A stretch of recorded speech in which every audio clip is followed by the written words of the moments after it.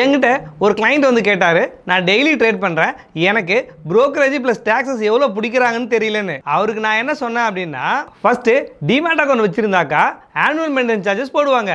இது ஒவ்வொரு புரோக்கிங் கம்பெனிக்கும் வேரி ஆகும். ஃபார் எக்ஸாம்பிளுக்கு ஏஞ்சலில் நீங்கள் டிமேட் அக்கௌண்ட் வச்சுருந்தீங்கன்னா பர் மந்த்துக்கு ₹20 ப்ளஸ் ஜிஎஸ்டி சார்ஜ் பண்ணுறாங்க. செகண்டு, உங்கள் டிமேட்டில் இருக்கிற ஹோல்டிங்லேருந்து ஒரு ஷேர் நீங்கள் செல் பண்ணீங்க அப்படின்னா பர் ஷேருக்கு ₹20 ப்ளஸ் ஜிஎஸ்டி சார்ஜ் பண்ணுறாங்க.